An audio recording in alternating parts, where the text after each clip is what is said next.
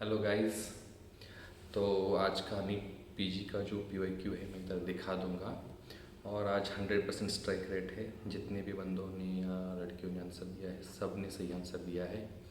और सब लोग जानते हैं कि स्वीट क्लोराइड टेस्ट यूज़ होती है in diagnosis of cystic fibrosis.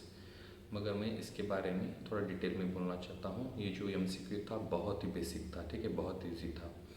मगर कुछ और एमसीक्यू जो इस टॉपिक को रिलेटेड हो सकते हैं, ठीक है। तो वैल्यू क्या है, स्वीट क्लोराइड की वैल्यू अगर ग्रेटर देन 60 रहेगी तो ये डायग्नोस्टिक है, और if it's less than 30 it's normal.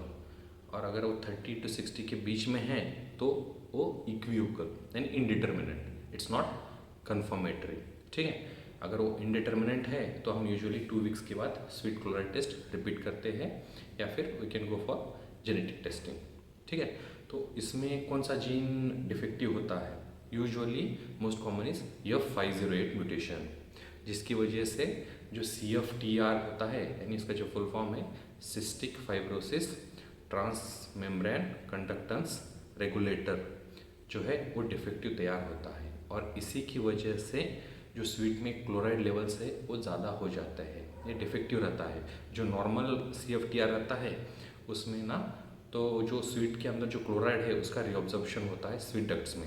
मगर ये सिस्टिक फाइब्रोसिस में डिफेक्टिव रहता है, जिसकी वजह से हमारी जो स्वीट्स है उसमें क्लोराइड लेवल्स है वो राइज हो जाते हैं अबव 60। ये कन्फर्मेटरी है, ठीक है।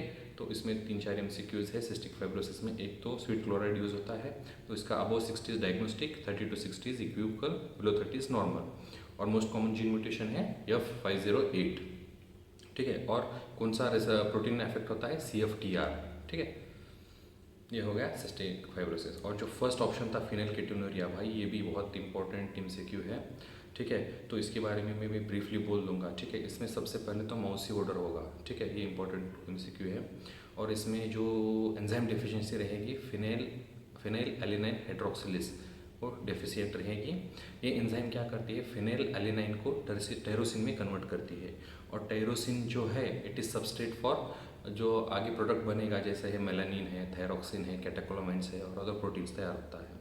तो अगर ये एंजाइम डेफिशिएंट रहेगा तो टायरोसिन नहीं बनेगा, टायरोसिन नहीं बनेगा तो मेलानिन नहीं बनेगा, मेलानिन नहीं बनेगा तो क्या होगा? हाइपोपिगमेंटेशन इन बॉडी होगा, ठीक है।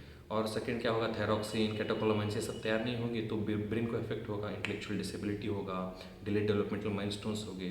तो ये सारे फीचर्स हैं फिनाइलकेटोनुरिया के, ठीक है। Involvement of brain along with skin, ये सब सजेस्टिव है, ठीक है। और ये भी इनहेरिटेड डिसऑर्डर है, ठीक है। नेक्स्ट और ऑप्शन था, और ऑप्शन है गौचर्स डिसीज। ये ना most common lysosomal storage disorder है, ठीक है।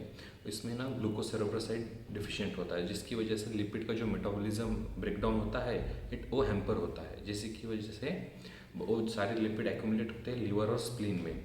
इससे हेपेटोस्प्लीनोमेगाली होती है, ठीक है। और इसका ट्रीटमेंट है एंजाइम रिप्लेसमेंट थेरापी, ये भी इंपॉर्टेंट एमसीक्यू है, ठीक है। और जो लास्ट ऑप्शन था ओस्टियोजेनेसिस इम्परफेक्टा, ये occurs due to deficiency of और डिफेक्टिव कोलेजन टाइप 1, ठीक है। इसका ना क्लासिकल 3 ट्रायड है। अगर ब्लू स्लेयर आ गया, ठीक है, और इसमें ना डिक्रीज बोन डेंसिटी रहती है और उसकी वजह से it is susceptible to more easily to fractures, even minor trauma भी होगा तो इजीली फ्रैक्चर हो जाएगा ओस्टियोजेनेसिस इम्परफेक्टा में। और ब्लू स्लेयर रहता है और डिफनेस भी होता है। So this is the triad, ठीक है। इसमें डिक्रीज बोन डेंसिटी रहती है। तो ये सारे इंपॉर्टेंट थिंग है। और ये चारों भी जो ऑप्शंस है चारों भी इंपॉर्टेंट एमसीक्यूज है, आप डिटेल में पढ़ लो। मैं ब्रीफ में बोल रहा हूँ, जो जो इंपॉर्टेंट है वही बोलूँगी, अगर ज़्यादा बोलोगे तो वो उल्टा भूल जाओगे। एटलीस्ट इतना तो आप सब लोगों को याद रखना है, ठीक है। तो आई होप आप सब लोग को ये वीडियो पसंद आया। तो अगर पसंद आया तो लाइक शेयर सब्सक्राइब कीजिए। Thank you.